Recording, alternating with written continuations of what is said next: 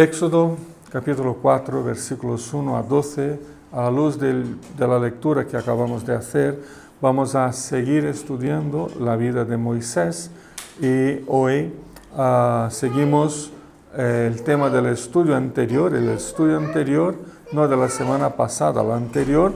Habíamos empezado a hablar acerca de los antiguos y nuevos temores de Moisés, ¿no? El texto anterior, Moisés le dice al Señor, ¿quién soy yo? ¿Quién soy yo? Y luego le dice, ¿y qué les diré a ellos? ¿No? Un problema de identidad ahí ante el Señor y luego su inseguridad ante sus hermanos israelitas y también ante Faraón y todos los demás. Ahora seguimos un poco más estos temores vocacionales de Moisés y las garantías, las promesas que le daba el Señor. Buscamos también comprender nuestros propios temores personales ante el tremendo llamado que recibimos del Señor. No temores normales que todos los seres humanos tenemos, ¿no? Sino que los temores cuando nos vemos ante la voz del Señor que nos llama, ¿no? ¿Qué temores tenemos? Pues aquí seguimos con Moisés y vamos a ver otros temores que presentó el siervo del Señor. El primer de los temores de hoy está en los versículos 1 a 9, que lo podéis ir siguiendo por aquí. Es una pregunta que le hace Moisés al Señor. Le pregunta a Moisés, ¿y si no me creen ni me hacen caso? ¿Y si no me creen ni me hacen caso? Esa era la gran pregunta que Moisés tenía para el Señor. La verdad es que Dios no está limitado por nuestra falencia. Moisés era tímido, vacilante, miedoso, incrédulo, rebelde, y aún así Dios lo usó, ¿no? Aún así Dios lo usó. Moisés temía por la incredulidad de los israelitas y por eso Dios le ha dado las tres señales que vemos en el texto. Por su temor por la falta de fe de los demás, obviamente tenía como trasfondo su propia dificultad personal en creer, que de hecho Dios quería usarlo como su instrumento de liberación de los israelitas. Ese era el temor que Moisés presenta aquí. No se trataba de una simple duda. No era una simple duda. Señor, me ocurre una pregunta así en el último minuto. ¿Y si ellos no me hacen caso? No era una simple duda, sino un importante grado de falta de fe y una incerteza acerca de toda su misión.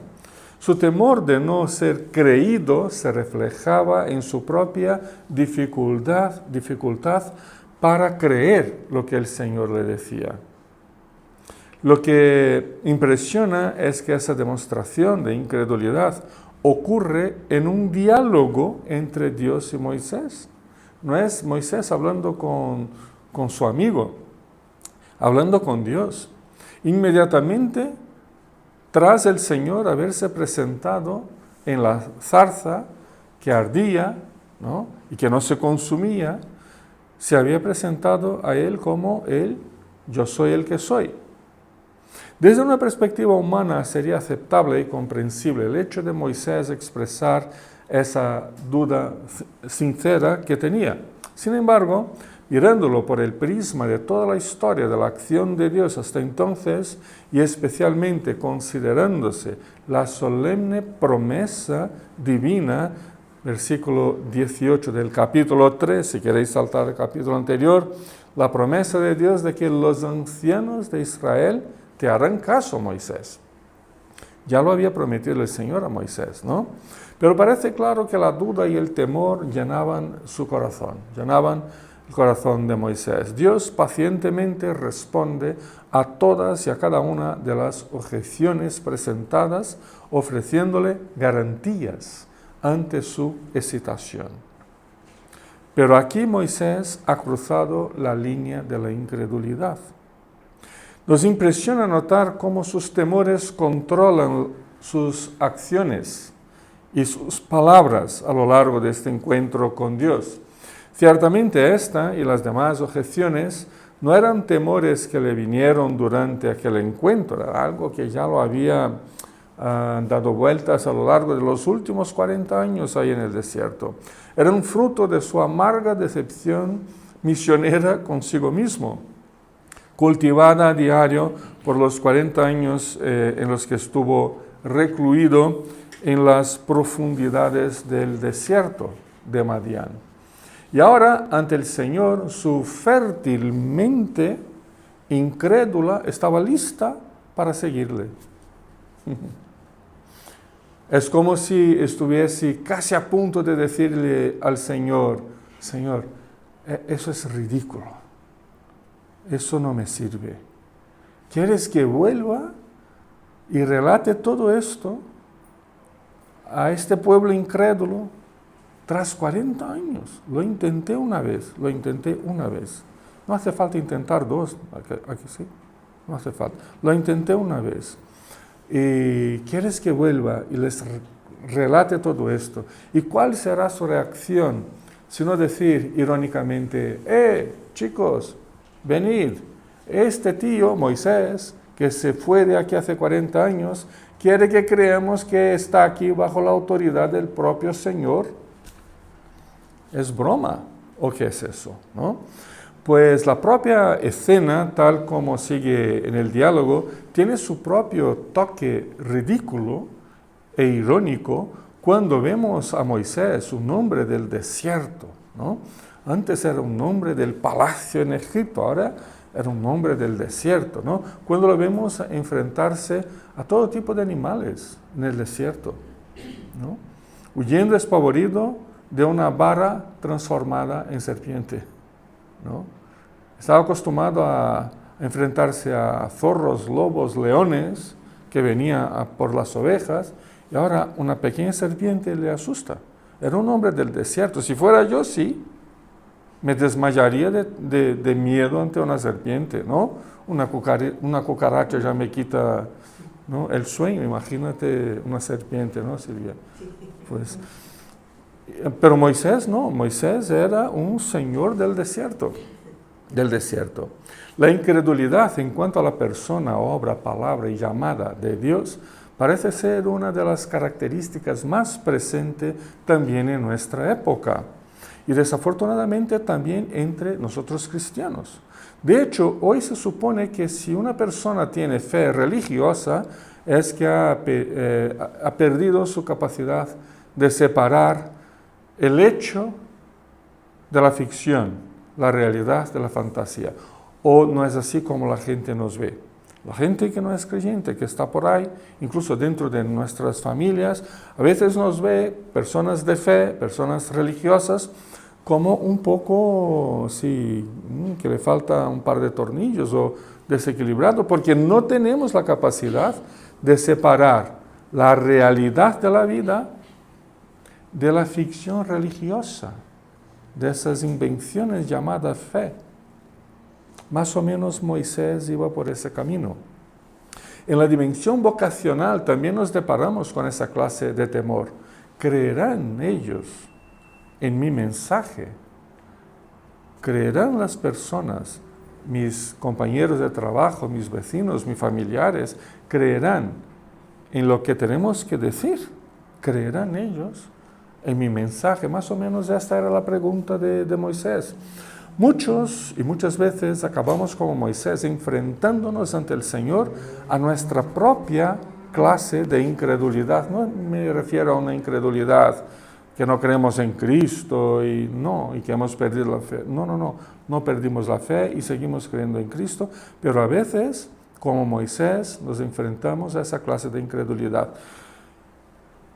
Creerán en lo que tenemos que decirles.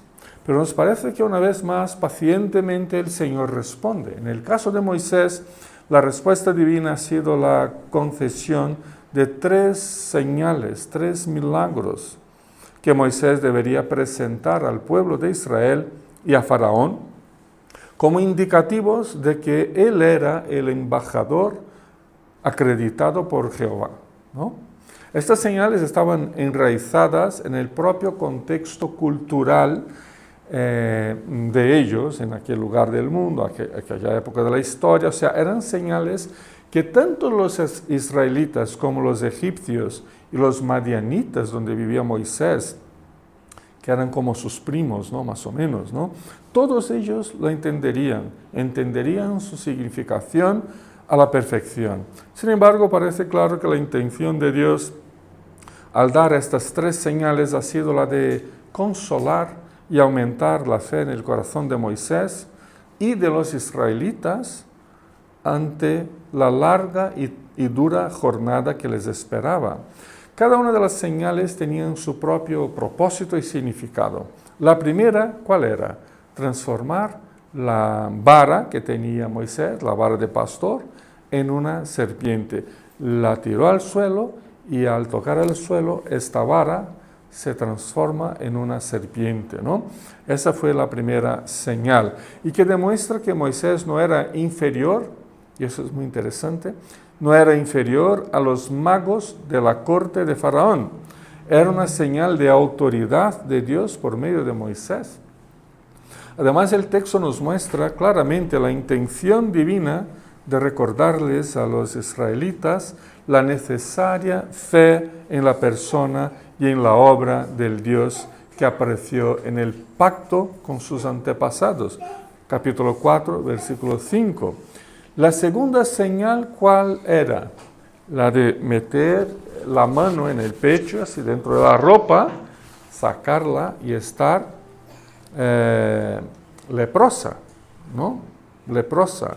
Y luego la vuelve a poner, la saca y está sana, ¿no? Así que de igual manera es una señal que indica el poder y la autoridad del Señor, ya que a la lepra se la consideraba como un juicio divino en contra del pecado humano. La lepra era así, ¿no? Tenía ese carácter. Así que es como si Dios tuviera el control absoluto de la propia desgracia humana, de la propia enfermedad. Y Dios era el que ejercía ese juicio permanente sobre los seres humanos. Al retornar la mano al pecho y retirarla perfectamente sana, la señal indicaba la intención redentora, ¿no? Sanadora, restauradora de Dios. Hay una tercera señal, las aguas del Nilo transformadas en sangre, ¿no? Tú coges con un cuenco un poco de agua del Nilo y lo tiras al suelo. Al tocar al suelo, este agua se transformará en sangre, ¿no? Aguas transformadas en sangre. Prefigura, por supuesto, ¿no? Porque esa luego fue una de las 10 plagas, ¿no? El agua del Nilo transformada en sangre. Así que prefigura también las 10 plagas contra Egipto, siendo como si fuera una miniatura de las plagas, ¿no? De la primera plaga específicamente. Y además el Nilo era fundamental para la agricultura, para la alimentación. Sin el río, sin las crecidas del río en las épocas de lluvia, ¿no? Fertilizando todos los márgenes y las tierras ahí a su paso, pues sin eso no habría comida el próximo año. Si se puede transformar ese agua en sangre, pues estamos condenados a morirnos de hambre. Esa era la idea, ese era el mensaje. El Nilo era fundamental para esa agricultura, para la alimentación del pueblo, además de estar considerado como uno de los dioses del gran panteón egipcio de entonces, ¿no? Lo que indicaría que ese dios Nilo, en lugar de vida, con la crecida de sus aguas, traería muerte si se transformara en sangre, muerte a los egipcios. Indica también la superioridad del poder de Dios sobre los dioses del poderoso Egipto. Y ahora una notita, ¿no? Cada una de las 10 plagas era como si el Señor estuviera entrando en combate con uno de los 10 principales dioses de Egipto, ¿no? Pero es preciso observar que en medio a estas 3 señales divinas, la incredulidad de Moisés y de los israelitas necesita una respuesta de Dios. El mensaje del Señor no se centralizaba en la realización de estas señales, son simplemente señales, son milagros, nada más que eso. El milagro viene y pasa, ¿no? Pero la presencia de Dios es lo que permanece. El milagro es algo pasajero, es algo que el Señor manda de vez en cuando, como señal de su presencia, señal de su obra y de su salvación. Tenemos que entender eso, tenemos que entender que a estas tres señales de Dios, la incredulidad de Moisés y de los israelitas sigue y necesita una respuesta. La señal no es suficiente, milagro ninguno es suficiente para tapar la incredulidad humana, simplemente para abrir una oportunidad de reflexión y de fe. El mensaje del Señor tenía como centro la liberación del pueblo y no estar ahí transformando palos en serpientes y luego serpientes en palos, ¿no? No, era más que eso. El énfasis, por tanto, no eran las señales en sí mismas, sino la necesidad que Moisés y el pueblo tenían de una genuina fe en Dios, de una plena confianza en la acción de Dios.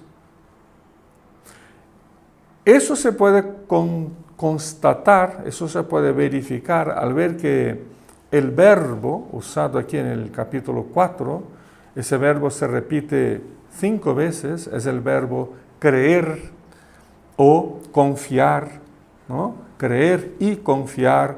Aparece versículo 1, versículo 5, versículo 8 y versículo 9. En estos 4 versículos ocurre 5 veces y ahí está el énfasis. Está el énfasis. Creer y confiar en el Señor. Así pues, el mensaje de Moisés a los israelitas en Egipto será el mensaje, no, mira lo que puedo hacer, es Dios que está haciendo, mira, voy a tomar mi vara y vais a ver lo que pasa, y tirar al suelo, y la gente, el Señor está con él, qué bendición. No, el mensaje de Moisés era creer o no creer, creer o no creer, fe o falta de fe, creencia o increencia. Ellos deberían creer y confiar en Dios, en su mensajero. Y el Señor se tomó tan en serio esta objeción de Moisés que le ha dado las 3 señales siempre condicionadas a la aceptación y a la creencia de los israelitas y también la suya. Por eso la fe y la confianza en Dios son centrales en el camino del pueblo de Dios. No hay otro camino que no sea el camino de la fe. En el ejercicio de su misión entre los seres humanos, la iglesia, que aquí estamos, ¿no? La iglesia toda encuentra en la fe viva y en la plena confianza en Dios los elementos que le darán fuerza, que la alimentará a lo largo de la aspereza del suelo, de la incomprensión de los amigos, de las retaliaciones de los enemigos, de las carencias personales, de las permanentes dudas, y de los antiguos y nuevos temores que siempre nos asaltan. Número 2, versículo 10 y versículo 11, el siguiente temor que presenta Moisés ya no es una pregunta como el primero, es una exclamación. Dice, no tengo cualificaciones, Señor, no tengo cualificaciones. Versículo 10 a 12, aquí lo podéis seguir. Y nos encontramos entonces frente, la verdad es la 4ª objeción, porque hemos visto 2 en el texto anterior y ahora otras 2. Esta es la 4ª objeción de Moisés al llamado de Dios para servirle como mediador y liberador del pueblo. Alega problemas personales, ¿no? Y el problema principal que alega es su falta de elocuencia y sus pobres facilidades verbales, ¿no? Era pesado de lengua, tartamudeaba, yo qué sé. Él no tenía facilidad en hablar. Una objeción que nos lleva a ver que Moisés, de forma distinta de hace 40 años, Ya no se consideraba calificado para llevar adelante la obra a la que el Señor le estaba llamando. 40 años antes, él incluso mató a una persona. Intentó meterse en una disputa personal de otros dos.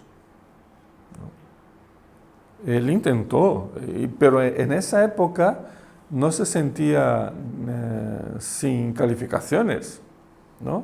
Claro, tenía una buena espada, tenía un ejército, un uniforme de comandante del ejército egipcio y vivía en el palacio, estaba muy bien cualificado.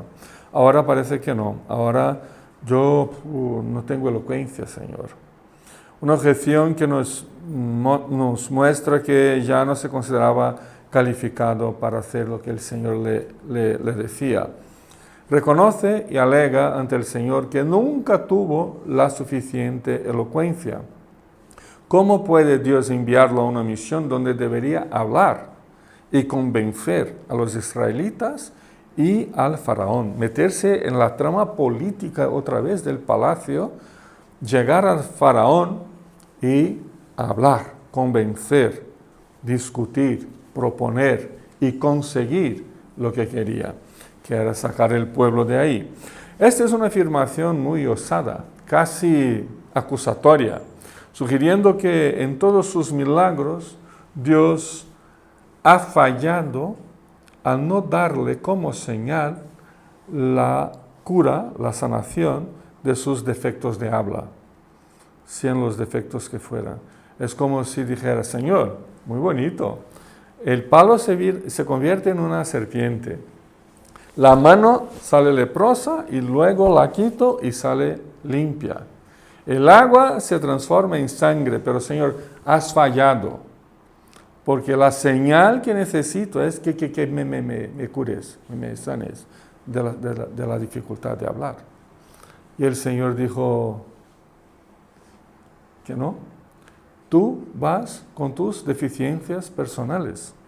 Y nos preguntamos si la retórica, si la oratoria son de hecho, como muchas veces las consideramos, un requisito principal para un servicio efectivo a Dios. No, no lo son, ¿no? ¿Podría la falta de elocuencia de Moisés servirle de impedimento a su misión y servicio a Dios? De igual manera nos preguntamos acerca de los obstáculos que, sea ayer o hoy, nos descalificaría para el servicio a Dios. Puede que tengamos una buena oratoria, una buena voz, pero ¿qué impedimentos le presentamos a Dios cada uno de nosotros a nivel personal? No decir, Señor, que el mundo está muy complicado, eso no es a nivel personal, ¿no?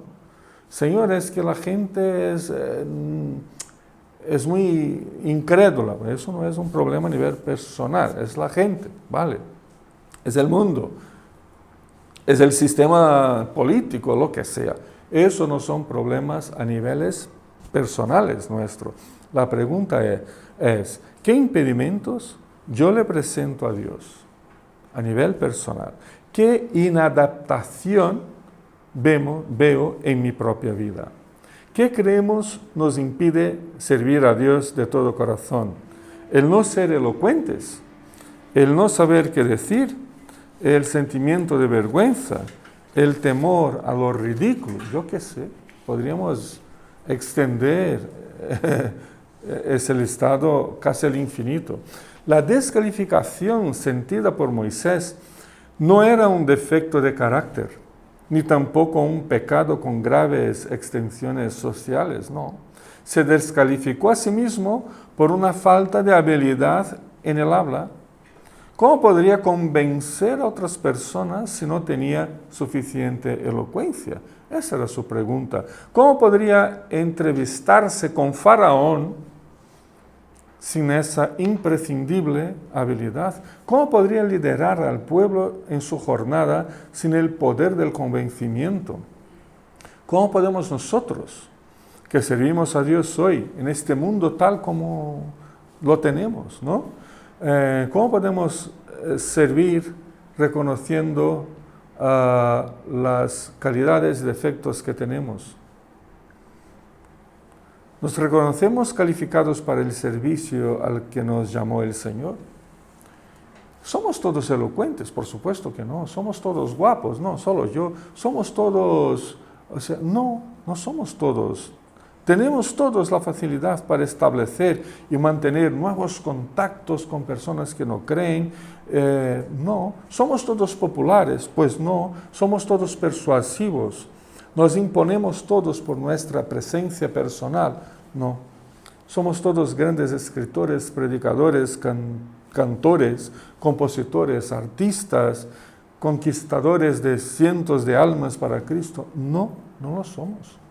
Algunos sí que podrá serlo, pero todos no lo somos. Es inevitable mencionar la experiencia de Pablo en Corinto, 1 Corintios capítulo 2, versículo 1, al afirmar que cuando estuvo entre ellos, dice Pablo, no lo hice con gran elocuencia y sabiduría.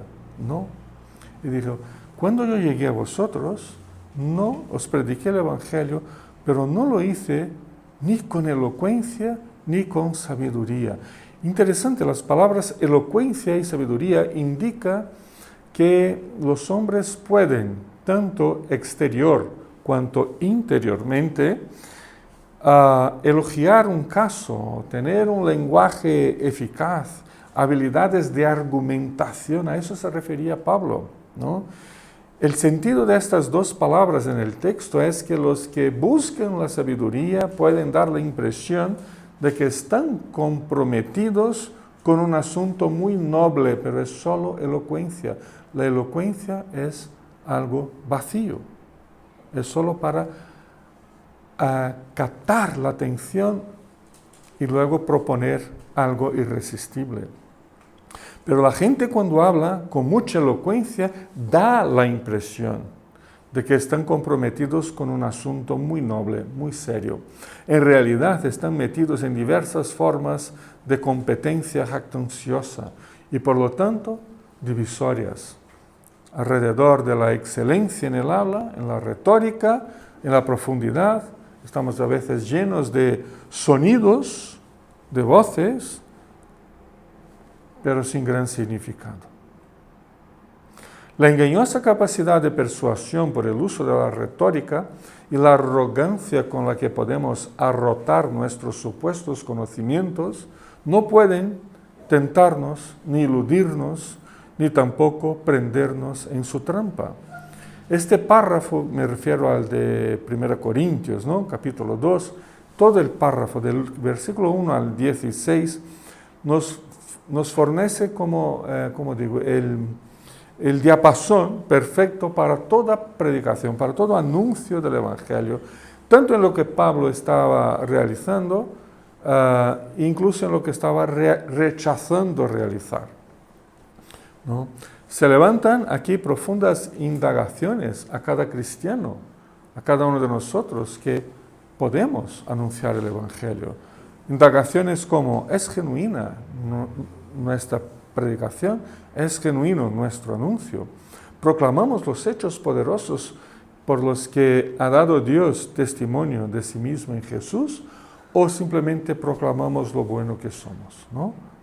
¿No será que estamos oscureciendo nuestra proclamación con ostentación de lenguaje o con cualquier otra cosa? La respuesta del Señor a Moisés, por su lado, le ha llegado como una garantía divina especial que debería haber sido suficiente para tranquilizarse, ¿no? Y conscientemente ver que sus limitaciones de expresión verbal no le descalificaban para nada. Y era la voluntad de Dios para su vida y su ministerio. Dios creó a Moisés con esa dificultad y así lo va a usar. No hace falta ser sanado para servir. Las preguntas del Señor, aquí en el capítulo 4 de Éxodo, versículo 11, que lo tenemos aquí, ¿no? ¿Y quién le puso la boca al hombre? ¿Acaso no soy yo? ¿No? ¿Y quién le puso la boca al hombre? ¿No?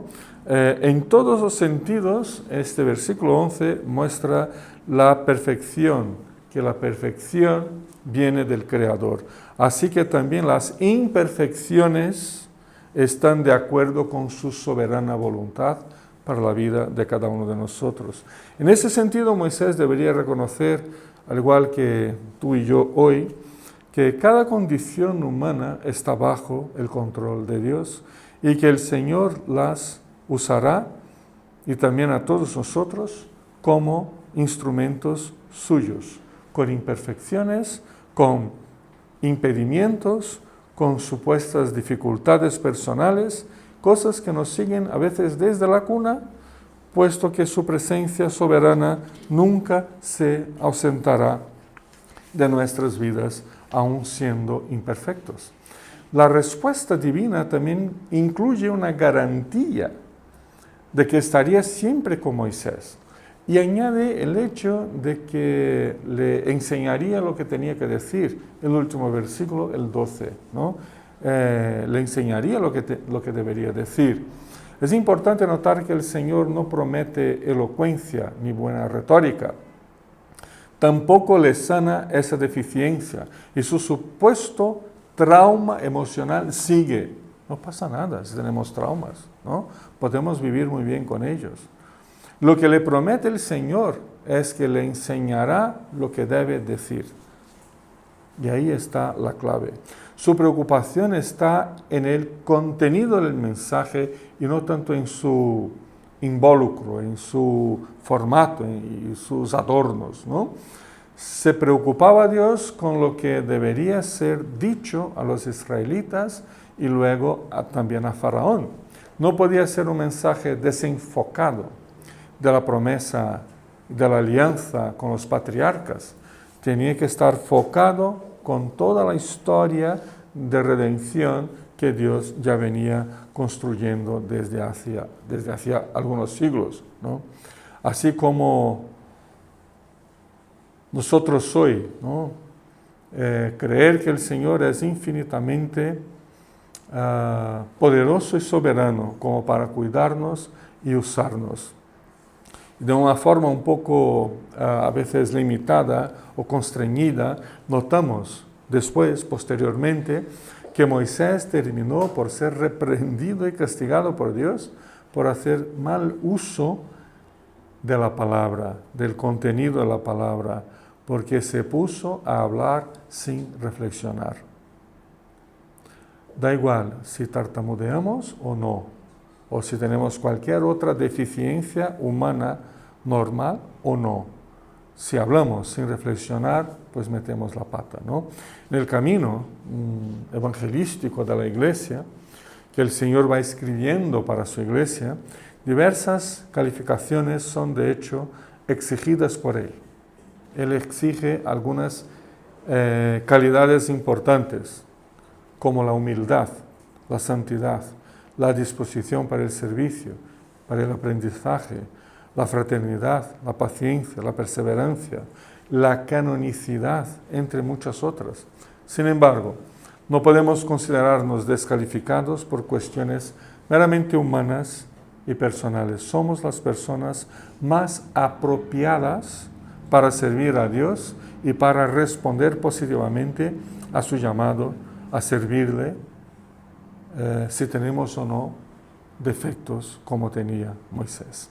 Vamos aprendiendo con Moisés, y si Dios quiere la próxima semana terminamos estos antiguos y nuevos temores de Moisés. Que Dios nos bendiga. Amén.